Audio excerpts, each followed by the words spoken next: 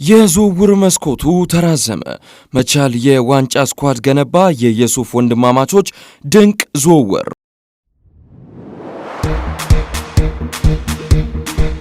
ሰላም የብስራት ሬዲዮ ቤተሰቦች እንደምን ሰነበታችሁ።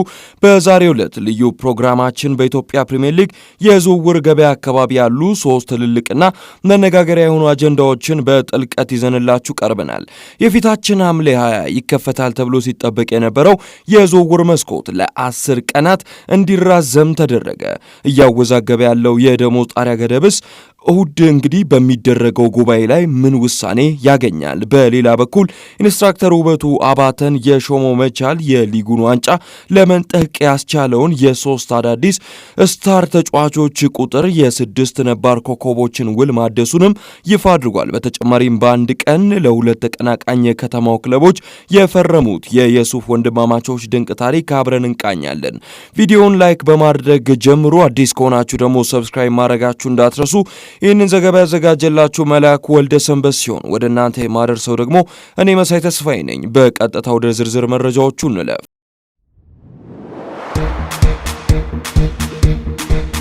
የመጀመሪያው መረጃችን የኢትዮጵያ እግር ኳስ ፌዴሬሽን ሲያወጣ ባቀደው የታማኝ ምንጮች ድንገተኛ መረጃ ይጀምራል። በትናንትናው ዕለት አመሻሽ ላይ ባወጣው ድንገተኛ መግለጫ ይጀምራል። ፌዴሬሽኑ የፊታችን ሰኞ ሐምሌ 20 ቀን 2018 ሊከፈት ታቅዶ የነበረውን የክረምት ተጫዋቾች ዝውውር መስኮት መክፈቻ ቀን እስከ ሐምሌ 30 ቀን ድረስ ለ10 ቀናት እንዲራዘም ውሳኔ ማሳለፉን ምንጮች ነግረውናል።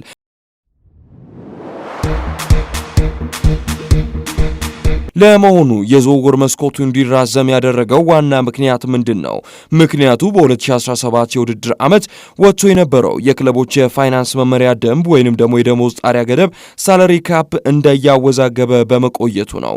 ክለቦች የደሞዝ በጀታቸውን በውል አቆይተው ተጫዋቾች ቅጥር መፈጸም አለመቻላቸው በመግለጻቸው ፌዴሬሽኑ ከሊግ ካምፓኒው ጋር በመነጋገር ቀኑ እንዲራዘም አድርጓል።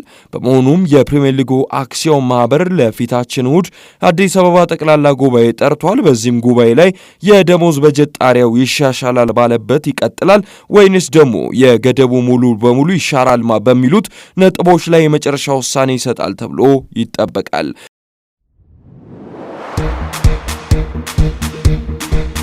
ወደ ሁለተኛውና ትልቁ ዜናችን ስንሸጋገር ኢንስትራክተር ውበቱ አባተ ዋና አሰልጣኝ አድርጎ የሾመው መቻል ስፖርት ክለብ በቀጣይ ውድድር ዘመን የሊጉን ዋንጫ ለማንሳት ያለውን ከፍተኛ ፍላጎት የሚያሳይ ትልቅ ዝውውር እንቅስቃሴ አድርጓል። መቻል 3 አዳዲስ ስታር ተጫዋቾችን ሲያስፈርም የ6 ነባር ተጫዋቾቹን ውል ደግሞ ለ2 ዓመታት አራዝሟል። ትናንትና ለመቻል ፊርማውን ያኖረው ቀዳሚው ተጫዋች ያሬድ ካሳይ ነው። ያሬድ በኢትዮጵያ መድንና በብሔራዊ ቡድኑ ውስጥ ድንቅ ብቃቱን ያሳየ የግራ መስመር ተመላላሽ ተጫዋች ነው። ሁለተኛው ፈራሚ ደግሞ በቅዱስ ጊዮርጊስና በኢትዮጵያ መድን የፕሪሚየር ሊጉን ዋንጫ ያነሳው ሁለገቡ ተጫዋች ረመዳን የሱፍ ነው።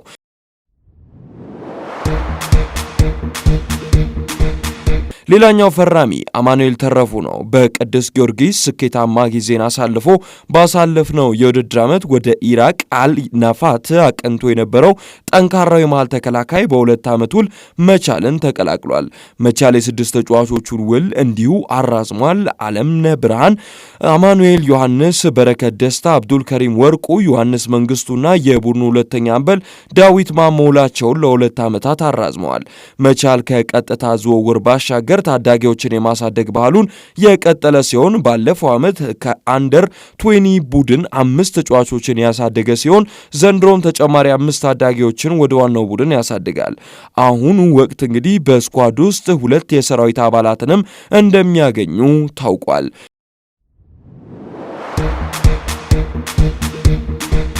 ሶስተኛው በስፖርቱ ቤተሰብ ዘንድ ትልቅ አግራሞትን የፈጠረው መረጃችን ስለ ቤኒሻንጉል ጉሙዝ ክልል ፍሬዎች ስለሆኑት ወንድማማቾች ረመዳንና አብዱል ሰላም የሱፍ ነው።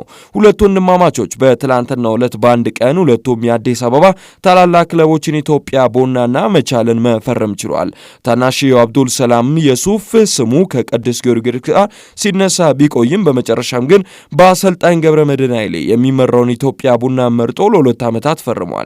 ላለፉት ዓመታት ተፈጥሯዊ የግራ ተከላካይ ላልነበረው ኢትዮጵያ ቡና የአብዱል ሰላም ዝውውር ትልቅ ከፍታን የሚደፍን ጉዳይ ነው።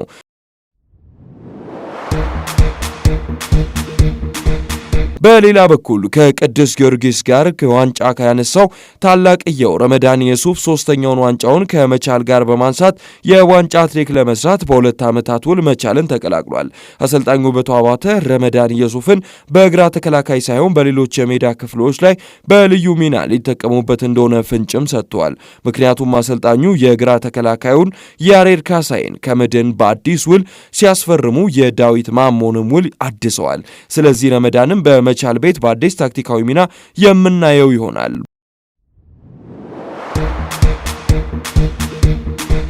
ውድ ተከታዮቻችን የዛሬው አዲስ የፕሪሚየር ሊጉ የዝውውር መረጃዎቻችን እነዚህን ይመስሉ ነበረ።